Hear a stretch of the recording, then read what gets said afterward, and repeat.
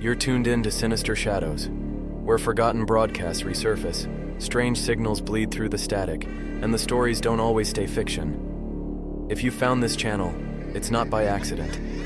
Something brought you here. So settle in, stay quiet, and listen closely. What you're about to hear might sound like a story, but some shadows speak the truth. Most people think their job sucks. I answer phones at night for monsters. Officially, I'm the after-hours dispatch liaison for Department C, which sounds governmenty enough to keep questions at bay. But the truth is, my job is to keep things from leaking over. From the monster world, that is. It started with a Craigslist post that read, "Night dispatcher needed. $42 per hour. No experience required. Must be calm under pressure. No heart conditions. Must follow scripts exactly." There was no contact number, just coordinates and a time. I showed up to a building that looked like a bomb shelter behind a dry cleaner. An old man in a bolo tie opened the door, handed me a laminated booklet the size of a pizza box, and said, "Read the script. Don't deviate. Don't interrupt the caller. And never, never hang up first." He coughed, patted me on the back, and walked out. I never saw him again. The dispatch room is windowless, fluorescent lit, and smells like toner and old soup. There's a wall of rotary phones, all different colors, mounted in a semicircle around my desk. Each has its own label: skinwalkers, lycanthropes, banshee relations, general incidents, unknown callers. I was told never to answer this one. And just behind me, tucked next to the break room fridge, leans an old stained mop. No one ever mentioned it, but every time I glance over, I swear it's moved an inch. The phones don't ring like normal phones. They vibrate like a deep humming inside your bones. And last night, my first night solo, they all started ringing at once. But they don't ring twice. If you miss the first buzz, that's it. They know you ignored them.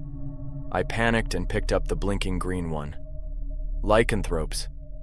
A gravelly voice snarled on the other end. "Name's Donnie. Collar's broke. Muzzle's loose. Full moon's in 7. Where's containment?" I yanked open the dispatch script. Page 47. Mid-shift protocol. Lycan loose. I read aloud. "Donnie, you are authorized for on-site lockdown. Sedation units are en route. Do not attempt self-restraint. ETA 5 minutes. Do you see the moon?" He growled. "I see you, rookie." The line went dead. I about wet myself. The script said, "Do not panic. Do not leave your seat. Wait 60 seconds. I counted every second out loud. Then the phone rang again. This time, general incidents. I snatched it up. A soft female voice. "There's a child. Under the bed. It took my husband's face." I flipped to the page. My hands shook. "Family member replaced. Stage 1. Is the child still in the room?" "No." But I hear it breathing through the wall. "What color are the husband's eyes?" "They're backwards. The whites are outside." I wanted to scream, but I finished the script. "Ma'am, step into the hallway and shut the door. Wait until sunrise. Do not speak to anything until it speaks twice." She whispered, "Thank you," and hung up. I took a breath. Then the unknown caller's line lit up. The phone was pitch black. No label, no ring, just buzzing. It wasn't supposed to buzz. The booklet had only one sentence about it. "Do not answer." I didn't, but it rang again, and again, and the mop, the one by the fridge, was now leaning an inch closer. I stood up. The buzzing stopped. I sat back down. It started again. That's when every phone on the wall lit up. All of them. I froze. Then one by one they went dark, except for unknown callers. I couldn't take it. I picked it up. Nothing. Just breathing. Wet, hungry breathing. I said, "Hello?" The voice whispered, "You hung up on Donnie." I felt my blood run cold. I whispered, "No, I didn't. He hung up first." Silence. Then, mistake. The lights flickered. The mop fell over with a bang. And then, the doors locked. My second night starts in 5 hours. The mop's back in place. The phones are quiet. But the script, the massive, laminated dispatch script, now has a new page that wasn't there before. When they call back. And at the bottom, scrawled in red pen, you only get one warning. And Donnie's still loose. I showed up for my second night at the hotline with a bottle of antacids and a knot in my stomach the size of a Buick. The old man who hired me? Still missing. The break room fridge? Still smells like something died in it. And the mop? Yeah, still leaning in the corner like it's waiting for me to screw up again. I clocked in at 11:58 p.m. By 12:01, the lycanthrope's line started buzzing. This time it blinked red. Not green, not yellow. Red. I flipped open the dispatch book. There wasn't even a page for a red light. The best I found was a sticky note shoved between pages 82 and 83 that just said, "If it's red, you're already too late." So naturally, I answered it. "You again?" Donnie growled. Donnie. "Hey man, how's your night going?" He snarled so loud it rattled the phone in my hand. "You lied. You said sedation was en route." "I read the script. No one came." The lights dimmed. I checked the manual again. Page 91. Angry lichen, post-missed pickup. "Donnie, I'm sorry. Containment was rerouted. Please remain calm. Do not engage civilians. Sedation team has been dispatched with a bonus voucher for missed service." There was a pause. "Voucher?" I held my breath. "Like a coupon?" "Yes," I said. "Free muzzle fitting and 1 pork shoulder." Donnie huffed. "Tell him I want the maple one this time. I'll wait." He hung up. The lights came back on. The mop hadn't moved. Yet. 2:13 a.m. General incidents buzzed. A child answered. "There's something in my room." I flipped to the minor caller section. "Can you describe it for me?" "It looks like me, but it's smiling too wide. Mommy's asleep. She won't wake up." The kid's voice dropped to a whisper. "It said I have to play." "Okay," I said. "Do not look at it. Close your eyes. Cover your ears. I'm going to read a lullaby." The phone clicked, but it didn't hang up. I kept reading, the whole script. When I finished, the line whispered, "Nice try." Click. I looked up. The unknown caller's light blinked. I didn't touch it. Not this time. At 3:34 a.m., the skinwalker's phone buzzed. I hesitated, picked it up. A woman spoke. "Dispatch, I need an identity reset. Code 12 gray." I flipped to the page. Shifter protocol. Identity loop detected. "Ma'am, do you know who you are?" I don't remember. My reflection won't copy me anymore. It just waves." "Remain calm. What was the last name you remember?" "Valerie, I think." "Okay, Valerie. Step into direct moonlight. Do not speak until your reflection does." "But it won't speak, it just smiles." I read the emergency override line. "Dispatch authorizes memory purge. Focus on the light. Repeat after me. I am who I am not." She repeated it, then screamed. Then nothing. The phone disintegrated in my hand, just crumbled to dust. I looked up. The Skinwalker's label was gone from the wall, as if it had never existed. 4:47 a.m. Every phone was quiet, except the fridge. It was humming. I stood, opened it. Expected mold, maybe a cursed lean cuisine. Instead, inside was a single file folder stamped, "Protocol Red, reinstated."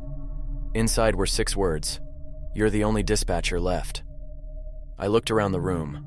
The mop was now standing upright on its own, and there was a wet trail leading from it to my chair. 5 a.m. The unknown caller's line buzzed. I didn't answer. It rang again. This time, a second phone rang with it. "Banshee Relations!" The manual opened on its own. Pages flipped wildly until it stopped on a blank sheet. Then, words appeared.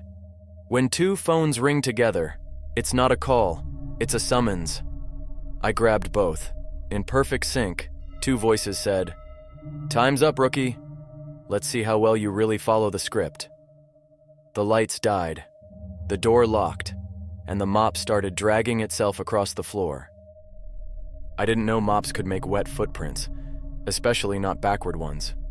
But there it was, streaking across the dispatch room floor, dragging sludge that smelled like burnt hair and hospital antiseptic.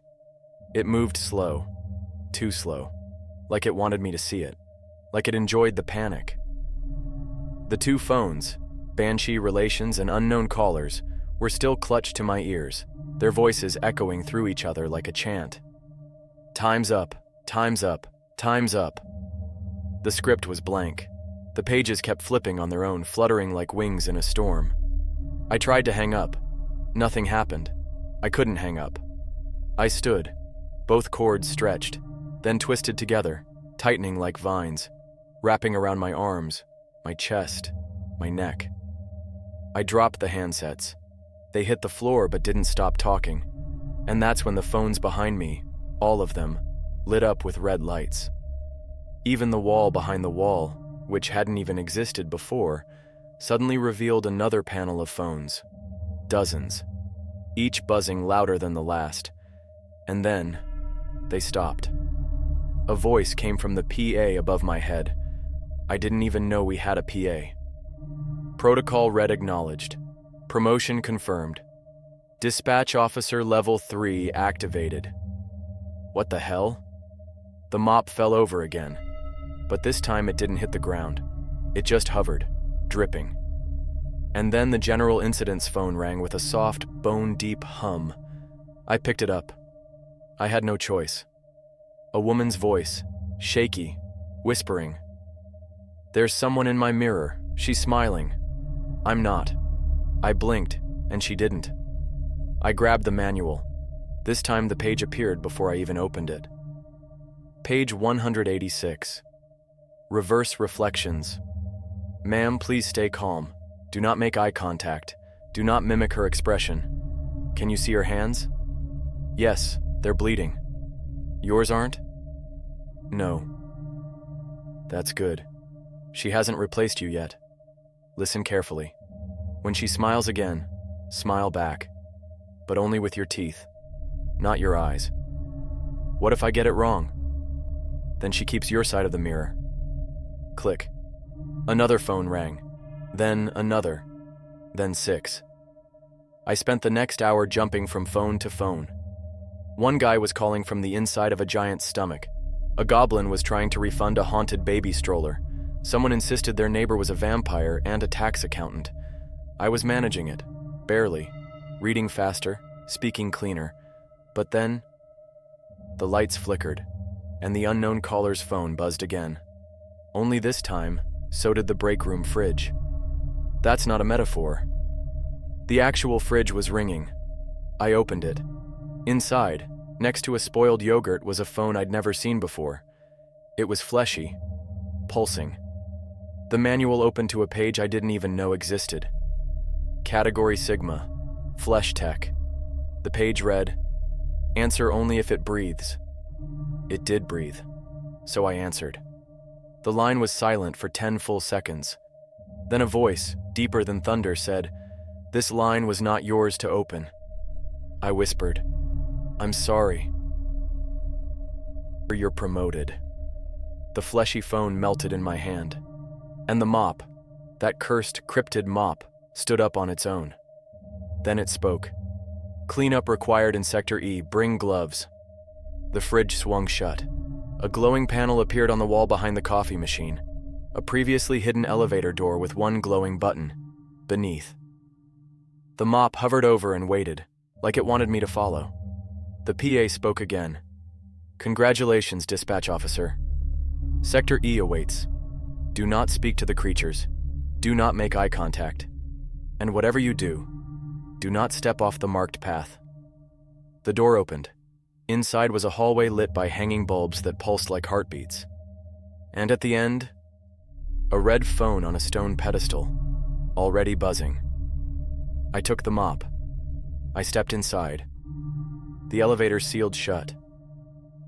The elevator ride to Sector E took exactly 66 seconds. There was no music, just a low mechanical groan, like metal bones grinding in their sockets.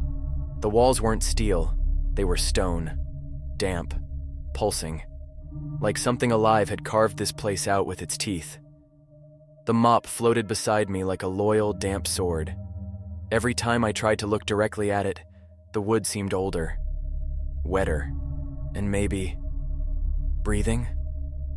The elevator stopped with a hiss of steam. Doors opened into a cavernous hallway glowing faintly red, lined with black tiles and glowing sigils. A glowing line marked the center of the path. The PA buzzed in my ear. "Stay on the line. Do not stop. Do not turn around. If you hear your own voice behind you, keep walking." I took one step forward. Something whispered behind me. It sounded like me. Sector E is not on any map, not in the handbook, not mentioned in any of the 1,000 pages of the Dispatch Protocol Bible. It's below everything. Below logic. Below sanity. As I walked, I passed windows, except they weren't looking outside. They looked inward. I saw things in the glass, things shaped like people but with the wrong number of eyes, or too many teeth. One figure pressed its face to the glass and grinned with no mouth. Then it mimicked me perfectly. My walk, my stance, even the stupid nervous scratch behind my ear. I looked away. The PA crackled again. Sector E behavior warning. Mimics become real if acknowledged. Do not mirror them. I kept walking. At the end of the hall was a pedestal made of bone and concrete. Sitting on top, a black rotary phone, buzzing like it had a wasp inside. I approached carefully. The mop leaned itself against the wall, its bristles twitching.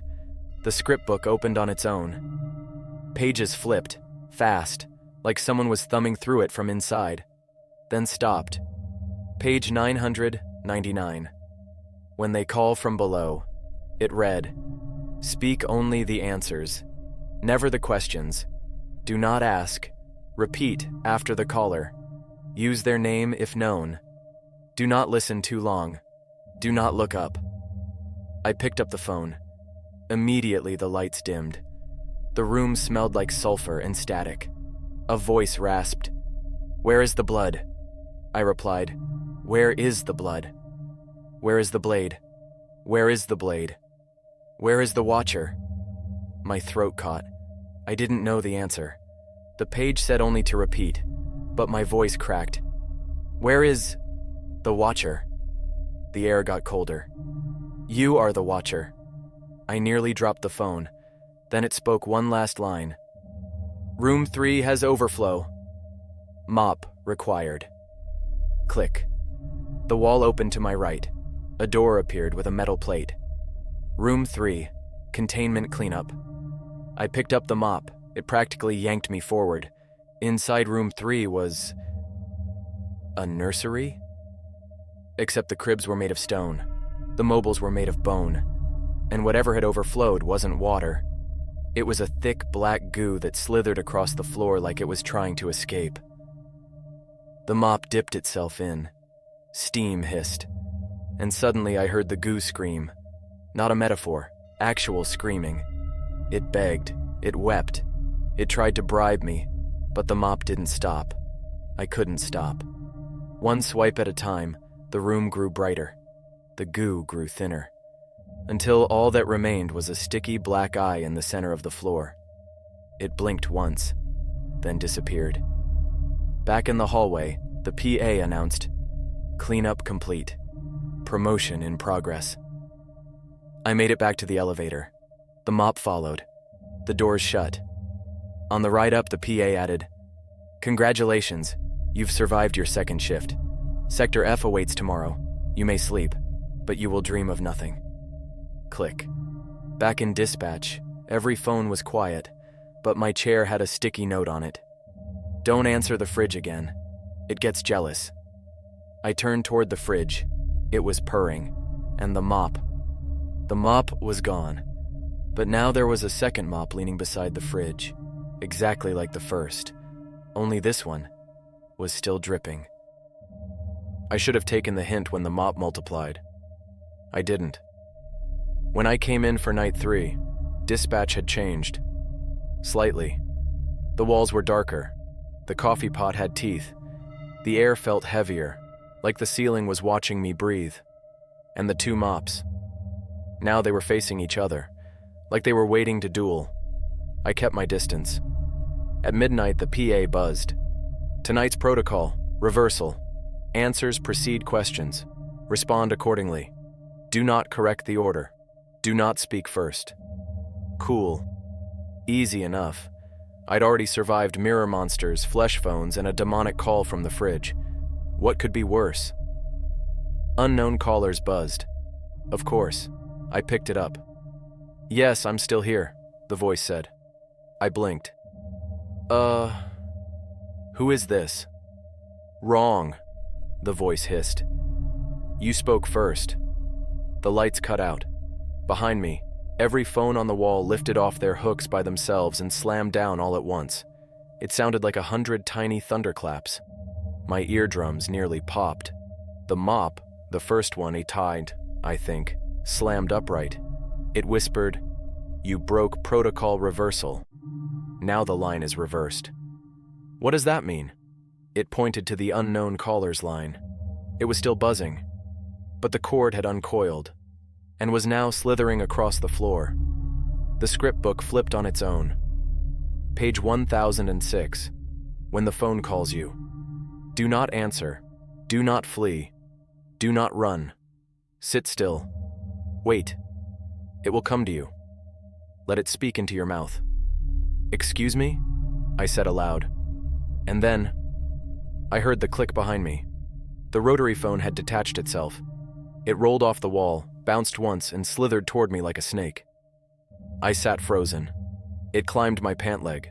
Cord first. I screamed. Dispatch officer, the PA buzzed. Remain calm. This is your onboarding for level 4. I yelled. I didn't want level 4. But the phone was already on my chest. The receiver lifted, and without touching it, the earpiece pressed itself against my mouth. A voice whispered directly into me. 3 rings. 3 doors. Only one opens. Only one ends. Choose. The phone dropped. The mop fell sideways. And then, 3 doors slammed open along the back wall. Each door was marked Origin. ECHO. Void. The script had no answers. The fridge whispered, pick the wrong one, and you clean yourself up. I don't know what came over me. Maybe it was instinct. Maybe it was the mop telepathically bullying me. But I picked Echo. Inside was a hallway made entirely of reflective glass. Walls, floor, ceiling, all mirrors. But the reflections were wrong. They blinked when I didn't, moved when I was still. One of them had their throat slit. I walked forward anyway. Each step echoed tenfold. The hallway whispered my thoughts back to me. But out of order. You should have chosen Origin. You're not the first.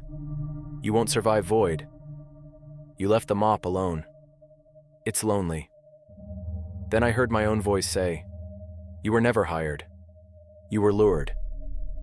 I stopped. One of the reflections stepped out of the mirror. It looked like me, but cleaner. No bags under the eyes. No panic in the face. Just calm. Cold.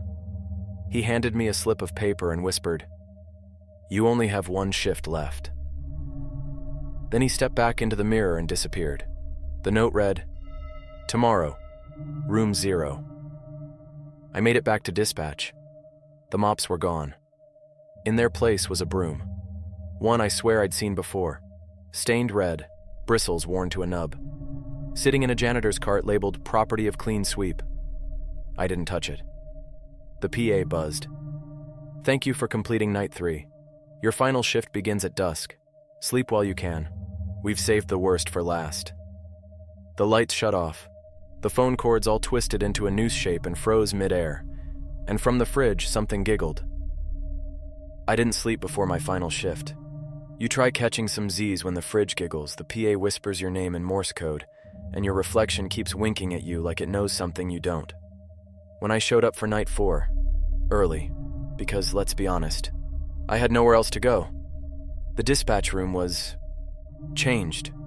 The walls were darker, the floor sticky, and the phones? They weren't mounted anymore. They were hanging from the ceiling by their cords like vines, swaying in the fluorescent light. At the center of the room where my desk used to be was a spiral staircase descending into what looked like a pit carved out of obsidian. No sign of the script, no sign of the mop. But that janitor's broom from last night? It was waiting beside the stairs, bristles dripping something black. Tied to its handle was a tag. Room 0. No calls, just answers. I picked up the broom. It was heavier than it looked, and warm. I took the stairs. The spiral was long. Too long. I walked for what felt like hours, deeper and deeper underground. There was no sound except my footsteps and the slow squelch of the broom dragging behind me. At the bottom was a stone door, etched with one phrase: "Every answer has a cost." It opened on its own. Room 0 wasn't a room. It was a chamber, circular, lined with old rotary phones. Hundreds of them. Some ancient, some futuristic. All dead silent, except for the one in the middle. It was white.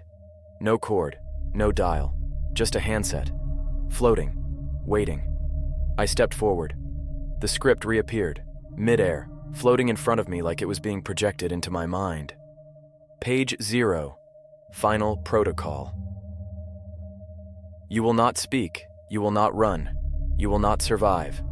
Pick up the phone, listen, accept the answer, or reject it and be devoured. Cool, no pressure. I picked up the floating phone. A familiar voice whispered, "Hey, rookie." Donnie. "Told you we'd talk again." I whispered. I followed the script. The script was never for you. Static surged. Blood dripped from the earpiece. They needed someone. You volunteered the moment you answered the first call. What are you saying? I'm saying we're all dispatched now. You answer, you listen, you mop, forever. No. Too late. The lights pulsed. All the phones on the walls began to ring. Hundreds. Thousands. The broom in my hand started to twitch. Then the wall behind the white phone opened, revealing something massive and red-eyed crawling from the dark. A shape made of phone cords. Mouths. Faces I recognized from every caller I'd failed. The mop, the original mop, dropped from the ceiling into my hand like a holy sword. The phones went silent. Then all at once, screamed. The monster charged. I swung the mop, and everything stopped. Time froze. The red-eyed thing shattered into static. The phones dropped dead. The white phone dissolved. And in my hand, just a normal mop again, old, soggy, slightly warm. I woke up in the break room, sitting in my chair, all the phones back where they belonged. The dispatch script now read, "Congratulations, manager." A final note lay on my desk. "You made it through room 0. The monsters listen to you now. There are no more calls, just cleaning. Sector G opens next week. Bring both mops." My first night as manager began with silence.